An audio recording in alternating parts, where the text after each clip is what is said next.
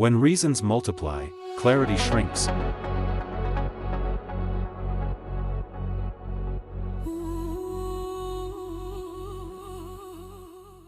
Whenever American troops are dispatched into harm's way, presidents traditionally attempt to supply a single, ringing justification.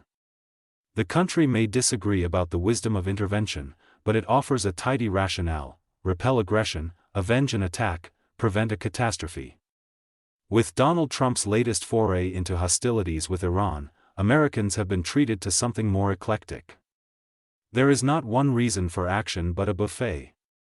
Deterrence, preemption, nuclear non-proliferation, missile suppression, counter-terrorism, naval annihilation, regime change, perhaps oil. In a polarized republic accustomed to political customization, the White House has offered a casus belli for every taste. Whether the public finds any of them nourishing is another matter. For Republican presidents, Middle Eastern war has often been both temptation and trial. It delivered moments of clarity and episodes of catastrophe. It has produced approval rating surges and slow-motion political collapses. Mr. Trump now becomes the third consecutive Republican occupant of the White House to evaluate his fortunes in the region's combustible politics.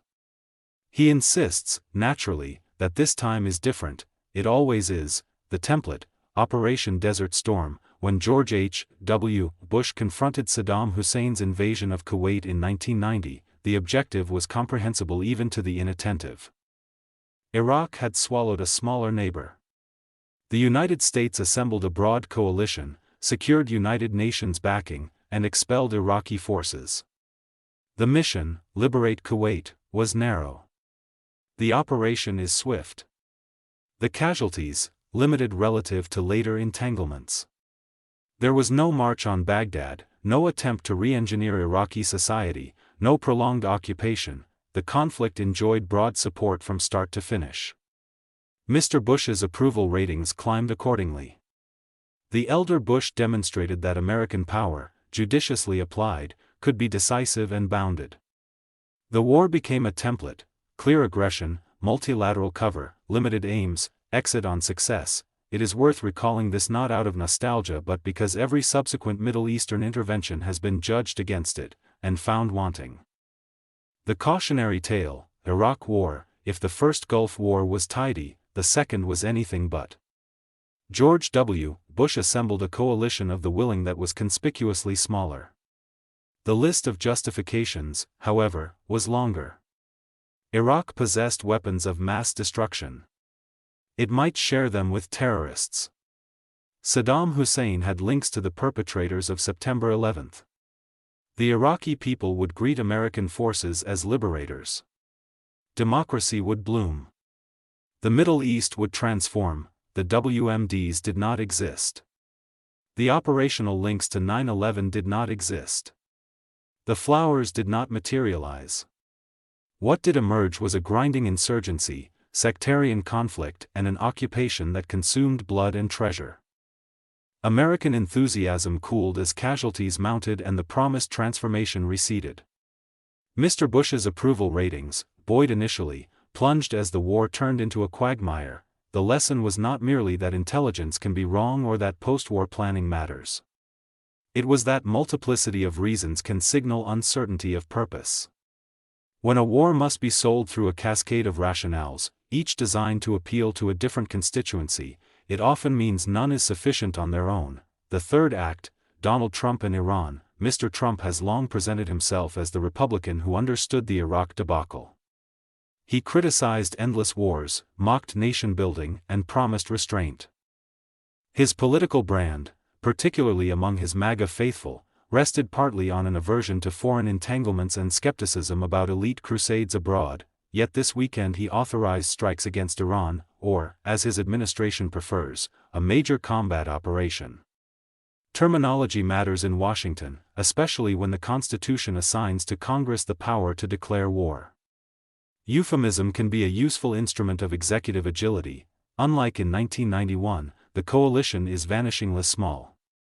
In fact, it consists of one partner, Israel. If Kuwait once supplied the casus belli and a broad array of allies supplied legitimacy, Israel now supplies urgency and expectation.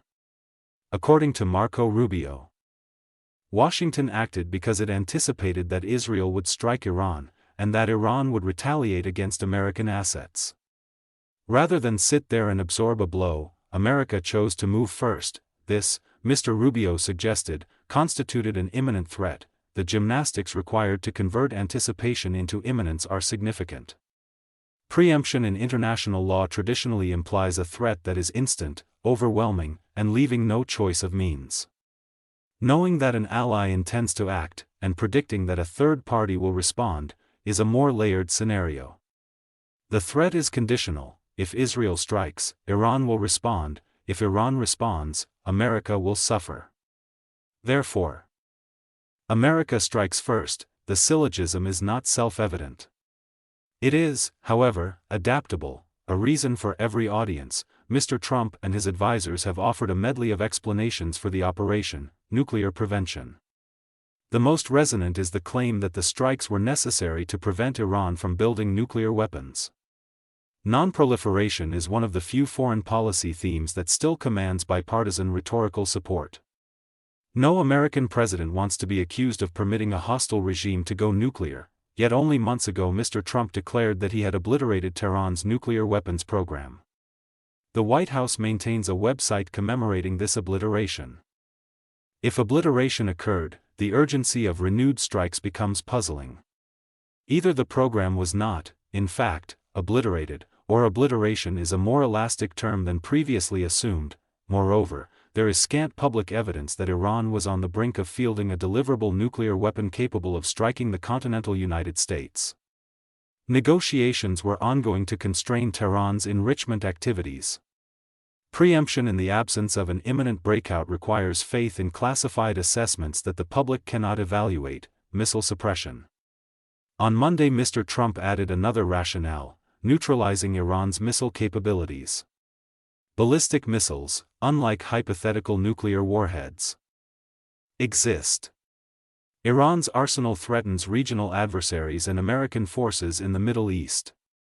Striking missile infrastructure can thus be framed as defensive, naval annihilation. The president also spoke of annihilating Iran's navy. That objective, while muscular in tone, suggests a broader campaign against Iranian conventional capabilities.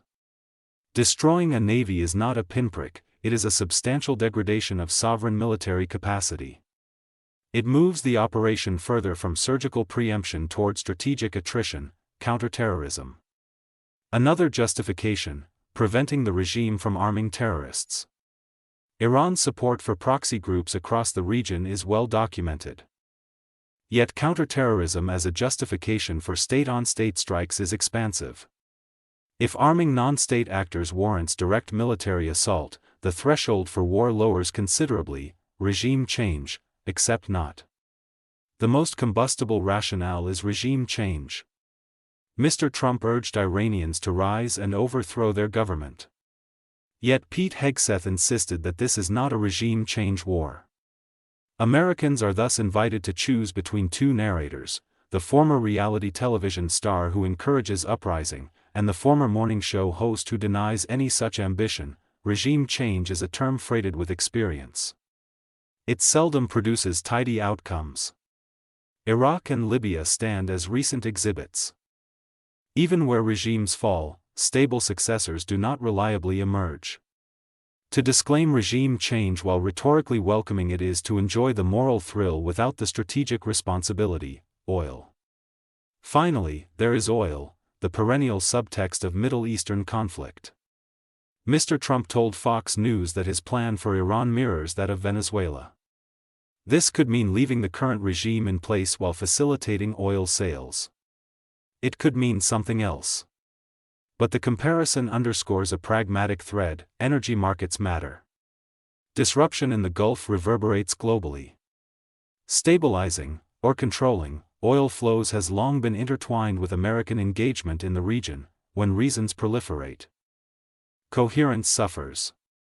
A war to prevent nuclear proliferation differs strategically and legally from a war to annihilate a navy, which differs from a war to trigger regime change, which differs from a war to stabilize oil markets. The public may support one and reject another. By presenting all simultaneously, the administration ensures that each constituency can select its preferred narrative.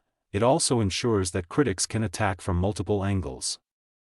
The politics of preemption, Mr. Rubio's formulation, that America struck because it knew Israel would, and that Iran would retaliate, highlights a delicate feature of American statecraft: alliance management. Israel's security concerns are real. Its willingness to act unilaterally is long-standing. American administrations have oscillated between restraining and enabling Israeli initiatives.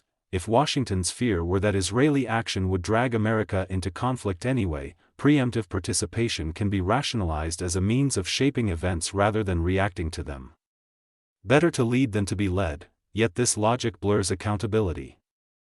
If America acts because an ally might act, the ally's preferences effectively determine American timing. The coalition of 1991 was broad and multilateral. The coalition of 2003 was narrower but still plural. The coalition of 2026, as this operation may come to be known, is intimate. It is less a coalition than a duet. For a president who campaigned on America first, the optics of being drawn into a war of an ally's choosing are awkward. Mr. Rubio's candor, that Israel was about to strike, may reassure hawks but discomfort isolationists within the Republican base. War by any other name, there is also constitutional choreography. The American system vests in Congress the power to declare war. Presidents, however, have grown accustomed to deploying force under various authorizations, interpretations, and euphemisms. Major combat operations is one such linguistic device. It conveys seriousness without triggering the full legal and political weight of the word war. Mr. Hegseth may prefer that vocabulary. The more the conflict resembles sustained hostilities rather than limited strikes, the more pressing the question of congressional authorization becomes. Lawmakers, for their part, may prefer ambiguity, supporting the troops while avoiding a recorded vote on war. The American public has observed this dance before. After 2 decades of counterterrorism operations stretching across administrations, the distinction between war and non-war has blurred. Mr. Trump's critics may accuse him of executive overreach. His supporters may argue that swift action demonstrates resolve. Both can be correct. The domestic arithmetic: will the public buy any of this? Historical precedent offers mixed guidance. In 1991, the clarity of purpose and brevity of conflict delivered a surge in approval for the elder Bush. In 2003, the younger Bush enjoyed an initial bump that eroded as costs mounted. In both cases, the trajectory of public opinion tracked the perceived success and duration of the mission. Mr. Trump enters this episode with approval ratings already constrained. His political coalition is intensely loyal but not infinitely elastic. Many within his base oppose foreign interventions in principle. They cheered his denunciations of endless wars.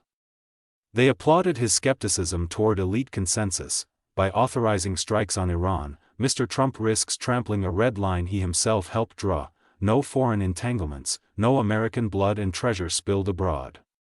He may calculate that limited operations, conducted from the air or sea, will avoid substantial American casualties and thus limit backlash. If the conflict remains short and contained, he can claim decisive leadership. If it expands, he may confront disillusionment not only from Democrats but from parts of his own movement. The president's political insulation is partly structural. His approval rating cannot fall far among voters who already oppose him. The question is whether erosion occurs at the margins, among independents, suburban Republicans, or younger conservatives wary of intervention. The regional chessboard: Iran is not Iraq in 1991 nor Iraq in 2003. It is a larger, more populous country with asymmetrical capabilities and a network of regional proxies. Direct strikes risk retaliation not only against American bases but against commercial shipping, energy infrastructure, and allied territory. The Strait of Hormuz remains a choke point for global oil supplies. Disruption there would reverberate through markets. Mr. Trump's invocation of Venezuela hints at an awareness of energy economics. The paradox of striking a major oil producer to stabilize oil markets is not new. It is, however, delicate. Iran's leadership must calibrate its response. Too timid a reaction risks domestic embarrassment, too aggressive a response risks escalation. American planners must make similar calculations. The absence of a declared war does not preclude a de facto one. The burden of history, every American intervention in the Middle East carries the sediment of previous ones. Iraqi WMDs that did not exist haunt contemporary claims about nuclear urgency. Promises of swift victory compete with memories of insurgency. Assertions that this is not about regime change are weighed against past adventures that began with similar disclaimers. Mr. Trump's rhetorical style, maximalist, improvisational, complicates matters. When he speaks of annihilation one day and oil deals the next, strategic coherence can appear secondary to performative bravado. Supporters view this as negotiating leverage, critics see recklessness. The multiplicity of reasons offered for the Iran operation may be shrewd politics. In a fractured media environment, messages must be tailored. Hawks hear deterrence, non-proliferation advocates hear nuclear prevention, energy markets hear stability, hardliners hear annihilation, idealists hear liberation, pragmatists hear oil, yet strategy requires hierarchy. Which objective is paramount? Preventing nuclear breakout? Deterring retaliation? Crippling military capacity? Encouraging internal revolt? Stabilizing energy flows? Without prioritization, success becomes impossible to measure. If nuclear facilities are damaged but missile launches continue, is that victory? If the Navy is degraded but the regime survives, is that sufficient? If oil flows resume but regional tensions soar, has the mission succeeded? Clarity is not merely rhetorical. It disciplines action, a gamble with limited upside. For Mr. Trump, the potential upside is constrained. A brief, decisive campaign that demonstrably reduces Iranian capabilities without provoking significant American casualties could yield a modest approval bump. It could reinforce an image of strength and vindicate his claim that unpredictability deters adversaries, but the ceiling is lower than in 1991. The American electorate is more polarized. Trust in institutions is weaker. Media ecosystems are fragmented. There will be no near-unanimous rallying around the flag. The downside, by contrast, is familiar. Escalation could draw America into sustained hostilities. Iranian proxies could target American interests. Oil prices could spike, undercutting domestic economic messaging. Casualties could erode support quickly. Congressional pushback could intensify. Moreover, the rhetorical contortions required to justify the operation, imminent threats inferred from anticipated events, obliterated programs requiring renewed obliteration, invite scrutiny. Opponents will not struggle to find inconsistencies. The illusion of choice, in offering something for everyone, Mr. Trump may have revealed a deeper truth about contemporary American foreign policy, that it is increasingly assembled from fragments. The post-Cold War era promised a rules-based order, the war on terror promised safety through vigilance, the pivot to Asia promised strategic focus, the age of populism promises restraint and sovereignty. Iran sits at the intersection of these impulses. It is a regional power with nuclear ambitions, a sponsor of non-state actors, a theocratic regime hostile to American influence, and a significant oil producer. Any policy toward Tehran must reconcile deterrence with diplomacy, alliance management with autonomy. Energy security with geopolitical risk. Multiplying justifications does not resolve these tensions. It obscures them. The verdict deferred. For now, Americans are left with a president who has acted first and explained later, and often differently. They must decide whether the reasons offered cohere into a strategy or merely accumulate into a narrative of convenience. History suggests that public opinion will follow outcomes. If the operation is contained, objectives are limited and casualties minimal, skepticism may soften. If it's metastasis, the multiplicity of rationales will look less like flexibility and more like confusion. In the end, Wars are not judged by the number of reasons that launched them but by the results they produce. Mr. Trump has provided an array of justifications broad enough to satisfy almost any predisposition. Whether that breadth reflects strategic sophistication or conceptual vagueness is a question that events, rather than speeches, will answer. For now, the only certainty is that when reasons multiply, clarity shrinks. And in the Middle East, clarity is a scarce commodity indeed.